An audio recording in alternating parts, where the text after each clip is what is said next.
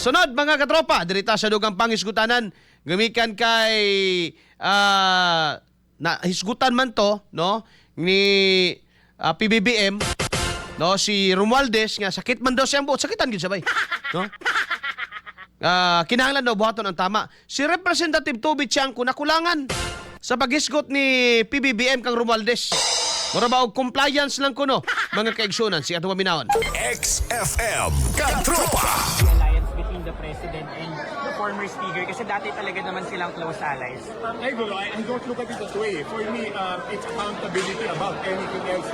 About accountability about anything else. And accountability for everyone. So, kaya doon, sa part na yun, naku lang.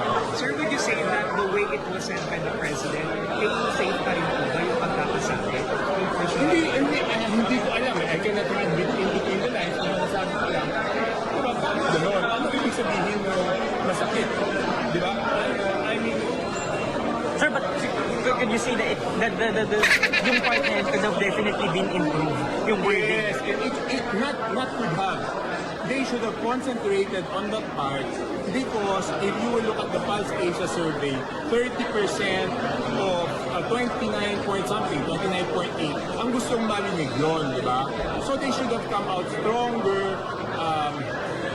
Saka talagang sinabi na kahit insan ko yan, eh dapat panagutan niya kung ano yung nararapat sa kanya. Number two, yung lahat ng ahensya ng gobyerno, eh dapat tumulong na magbigay ng ebidensya. Di ba mas maliwanag yun? Ito, di ba? Ano gusto mo bang saktan yung presidente? Nasasaktan na nga, eh dadamihan mo ba? Iba pa yung nakasa, ganyan mas masasaktan. So medyo kulang. Ang pinakagusto ko naman part is yung doon sa yung sa manlulupig, di ba siya? Talagang yun. Kasi the other parts naman, assuming it's all true, wala naman tayong pagtatalunan doon, eh, di ba? Eh, hindi ko maalam kung yung actual data ng ibang mga departments. So, yun. Sir, what other issues na yung sa tingin niya dapat na-mention pa during this na hindi po Marami na eh. Maraba na nga. 1 hour 30 minutes na, di ba? So, okay na yun. Hindi naman talaga lahat ma-mention. Okay, sige. So nakulangan. Unsa may matud pa ni Toby Tiangco, dapat wala na ningon ng presidente nga masakit man sa akin. Sakitan gyud siya nga naman. Basin magahigala og do na siya bahin adto. Unsa may problema aning nanawag mga higala sa page. Ay, na-decline din ako, sorry.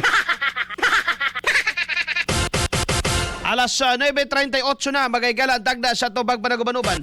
Dapat wala na yung sakit-sakit, no? Saon taman, anara diretso, no?